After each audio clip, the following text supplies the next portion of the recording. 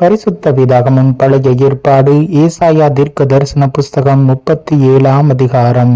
ராஜாவாகிய எசேக்கியா அதை கேட்டபோது தன் வஸ்திரங்களை கிழித்து இரட்டுடுத்திக் கொண்டு கர்த்தருடைய ஆலயத்தில் பிரவேசித்து அரண்மனை விசாரிப்புக்காரனாகிய எலியாக்கீமையும் சம்பிரதியாகிய செப்னாவையும் ஆசாரியர்களின் மூப்பரையும் ஆமோத்சின் குமாரனாகிய ஏசாயா என்னும் தீர்க்கதரிசியினிடத்திற்கு இரட்டு உடுத்தவர்களாக அனுப்பினான். இவர்கள் அவனை நோக்கி, இந்த நாள் நெருக்கமும் கண்டிதமும் தூஷணமும் அனுபவிக்கிற நாள். பிள்ளை பேறு நோக்கி இருக்கிறது, பெறவோ பலன் இல்லை. ஜீவனுள்ள தேவனை நிந்திக்கும்படி அசிரியா ராஜாவாகிய தன் ஆண்டவனால் அனுப்பப்பட்ட ராப்சாக்கே சொன்ன வார்த்தைகளை உமது தேவனாகிய கர்த்தர் கேட்டிருக்கிறார். உமது தேவனாகிய கர்த்தர் கேட்டிருக்கிற வார்த்தைகளின் நிமித்தம் தண்டனை செய்வார். ஆகையால் இன்னும் மீதியாயிருக்கிறவர்களுக்காக விண்ணப்பம் செய்வீராக என்று எசேக்கியா சொன்னார் என்றார்கள். இவ்விதமாய் எசேக்கியா ராஜாவின் ஊழியக்காரர் ஏசாவினிடத்தில் வந்து சொன்னார்கள்.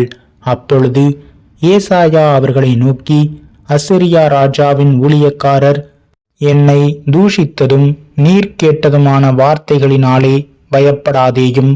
இதோ அவன் ஒரு செய்தியை கேட்டு தன் தேசத்துக்கு திரும்புவதற்கான ஆவியை நான் அவனுக்குள் அனுப்பி அவனை அவன் தேசத்திலே பட்டயத்தால் விழ பண்ணுவேன் என்று கர்த்தர் உரைக்கிறார் என்பதை உங்கள் ஆண்டவனிடத்தில் சொல்லுங்கள் என்றான். அசீரியா ராஜா லாக்கீசை விட்டு புறப்பட்டான் என்று கேள்விப்பட்டு ராப்சாக்கே திரும்பி போய் அவன் லிப்னாவின் மேல் யுத்தம் பண்ணுகிறதை கண்டான். அப்பொழுது எத்தியோப்பியாவின் ராஜாவாகிய திராக்கா உம்மோடே யுத்தம் பண்ண புறப்பட்டான் என்று சொல்ல கேள்விப்பட்டான். அதை கேட்டபோது அவன் எசேக்கியாவின் இடத்துக்கு ஸ்தானாபதிகளை அனுப்பி, நீங்கள் யூதாவின் ராஜாவாகிய எசேக்கியாவுக்கு சொல்ல வேண்டியது என்னவென்றால், எருசலேம் அசிரியா ராஜாவின் கையில் ஒப்பு கொடுக்கப்படுவதில்லை என்று நீ நம்புகிற உன் தேவன் உன்னை எத்த ஒட்டாதே. இதோ அசிரிய ராஜாக்கள் சகல தேசங்களையும் சங்கரித்த செய்தியை நீ கேள்விப்பட்டு இருக்கிறாய். நீ தப்புவாயோ? என் பிதாக்கள் அழித்துவிட்ட கோசானையும் ஆரானையும் ரேத்சேப்பையும் தொலாசாரில் இருந்த ஏதோனின் புத்திரரையும் அவர்களுடைய தேவர்கள் தப்புவித்ததுண்டு.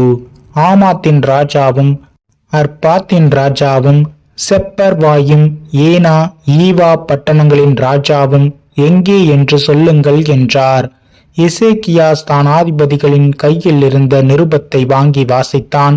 பின்பு எசேக்கியா கர்த்தருடைய ஆலயத்திற்கு போய் அதை கர்த்தருக்கு முன்பாக விரித்து கர்த்தரை நோக்கி, சேனைகளின் கர்த்தாவே, கேருபீன்களின் மத்தியில் வாசம் பண்ணுகிற இஸ்ரவேலின் தேவனே, நீர் ஒருவரே பூமியின் ராஜ்யங்களுக்கெல்லாம் தேவனானவர். நீர் வானத்தையும் பூமியையும் உண்டாக்கினவர். கர்த்தாவே, உமது செவியை சாய்த்து கேளும். கர்த்தாவே, நீர் உமது கண்களை திறந்து பாரும். சனகரிப் ஜீவனுள்ள தேவனை நிந்திக்கும்படிக்கு சொல்லி அனுப்பின வார்த்தைகளை எல்லாம் கேளும். கர்த்தாவே, அசிரிய ராஜாக்கள் அந்த ஜாதிகளையும் அவர்கள் தேசத்தையும் நாசமாக்கி அவர்களுடைய தேவர்களை நெருப்பிலே போட்டுவிட்டது மெய்தான். அவைகள் தேவர்கள் அல்லவே, மனுஷர் கை வேலையான மரமும் கல்லும் தானே. ஆகையால் அவைகளை நிர்த்துளியாக்கினார்கள். இப்போதும் எங்கள் தேவனாகிய கர்த்தாவே, நீர் ஒருவரே கர்த்தர் என்று பூமியின் ராஜாக்களெல்லாம் அறியும்படிக்கு எங்களை அவன் கைக்கு நீங்களாக்கி இரட்சியும் என்று விண்ணப்பம் பண்ணினான். அப்பொழுது ஆமோத்சின் குமாரனாகிய ஏசாயா எசேக்கியாவுக்கு சொல்லி அனுப்பினதாவது, இஸ்ரவேலின் தேவனாகிய கர்த்தர் உரைக்கிறது என்னவென்றால், அசிரிய ராஜாவாகிய செனகரிப்பின் நிமித்தம் நீ என்னை நோக்கி விண்ணப்பம் பண்ணினாயே. அவனை குறித்து கர்த்தர் சொல்லுகிற வசனமாவது, சீயோன் குமாரத்தியாகிய கன்னியாஸ்திரி உன்னை இகழ்ந்து உன்னை பரியாசம் பண்ணுகிறாள். எருசலேம் குமாரத்தி உன் பின்னாலே தலையை துலக்குகிறாள். யாரை நிந்தித்து தூஷித்தாய்? யாருக்கு விரோதமாய் உன் சத்தத்தை உயர்த்தினாய்? நீ இஸ்ரவேலின் பரிசுத்தருக்கு விரோதமாய் அல்லவோ உன் கண்களை மேட்டிமையாய் ஏறெடுத்தாய். உன் ஊழியக்காரரை கொண்டு நீ ஆண்டவரை நிந்தித்து, என் ரதங்களின் திரளினாலே நான் மலைகளின் கொடுமுடிகளுக்கும் லீபனோனின் சிகரங்களுக்கும் வந்து ஏறினேன். அதன் உயரமான கேதுரு மரங்களையும் உச்சிதமான தேவதாரு விருட்சங்களையும் நான் வெட்டி, உயர்ந்த அதன் கடைசி எல்லை மட்டும், அதன் செழுமையான வனம் மட்டும் வருவேன் என்றும், நான் கிணறு வெட்டி தண்ணீர் குடித்தேன். என் உள்ளங்காலினால் அரணிப்பான இடங்களின் அகழிகளை எல்லாம் வரளவும் பண்ணினேன் என்று சொன்னாய். நான் வெகு காலத்துக்கு முன் அதை நியமித்து பூர்வ நாட்கள் முதல் அதை திட்டம் பண்ணினேன் என்பதை நீ கேட்டதில்லையோ? இப்பொழுது நீ அரணான பட்டணங்களை பாழான மண் மேடுகளாகும்படி நானே அதை சம்பவிக்க பண்ணினேன். அதனாலே அவைகளின் குடிகள் கை இழைத்தவர்களாகி கலங்கி வெட்கப்பட்டு வெளியின் பூண்டுக்கும் பச்சிலைக்கும் வீடுகளின் மேல் முளைக்கும் புல்லுக்கும் ஓங்கி வளரும் முன் தீந்து போம் பயிருக்கும் சமமானார்கள். உன் இருப்பையும் உன் போக்கையும் உன் வரவையும் நீ எனக்கு விரோதமாய் கொந்தளிக்கிறதையும் அறிவேன். நீ எனக்கு விரோதமாய் கொந்தளித்து வீரியம் பேசினது என் செவிகளில் ஏறினபடியினாலே நான் என் துரட்டை உன் மூக்கிலும் என் கடிவாளத்தை உன் வாயிலும் போட்டு நீ வந்த வழியே உன்னை திரும்ப பண்ணுவேன். உனக்கு அடையாளமாய் இருப்பது என்னவென்றால், இந்த வருஷத்திலே தப்பி பயிராகிறதையும் 2ஆம் வருஷத்திலே தானாய் விளைகிறதையும் சாப்பிடுவீர்கள். 3ஆம் வருஷத்திலோ விதைத்து அறுத்து திராட்சை தோட்டங்களை நாட்டி அவைகளின் கனிகளை புசிப்பீர்கள்.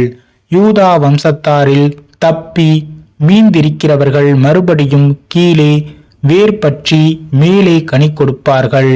மீதியாயிருக்கிறவர்கள் எருசலேமிலும் தப்பினவர்கள் சீயோன் மலைகளிலும் இருந்து புறப்படுவார்கள். சேனைகளுடைய கர்த்தரின் வைராக்கியம் இதை செய்யும். ஆகையால் கர்த்தர் அசிரியா ராஜாவை குறித்து, அவன் இந்த நகரத்துக்குள் பிரவேசிப்பதில்லை, இதன் மேல் அம்பு எய்வதும் இல்லை, இதற்கு முன்பாக கேட்கத்தோடே வருவதும் இல்லை, இதற்கு எதிராக கொத்தளம் போடுவதும் இல்லை, அவன் இந்த நகரத்துக்குள் பிரவேசியாமல் தான் வந்த வழியே திரும்பி போவான். என் நிமித்தமும் என் தாசனாகிய தாவீதின் நிமித்தமும் நான் இந்த நகரத்தை இரட்சிக்கும்படிக்கு இதற்கு ஆதரவாயிருப்பேன் என்பதை கர்த்தர் உரைக்கிறார் என்று சொல்லி அனுப்பினான். அப்பொழுது கர்த்தருடைய தூதன் புறப்பட்டு அசிரியரின் பாளையத்தில் 1,85,000 பேரை சங்கரித்தான். அதிகாலமே எழுந்திருக்கும் போது இதோ அவர்கள் எல்லாரும் செத்து பிரேதங்களாய் கிடந்தார்கள். அப்பொழுது அசிரிய ராஜாவாகிய செனகரிப் பிரயாணப்பட்டு திரும்பி போய் நினிவேயில் இருந்து விட்டான். அவன் தன் தேவனாகிய நிஸ்ரோக்கின் கோவிலிலே பணிந்து கொள்ளுகிற போது அவன் குமாரராகிய அத்ரமலேக்கும் சரைத்சேரும் அவனை பட்டயத்தினால் வெட்டி போட்டு அராரத் தேசத்துக்கு தப்பி ஓடி போனார்கள். அவன் குமாரனாகிய ஏசரத்தோன் அவன் பட்டத்திற்கு வந்து அரசாண்டான்.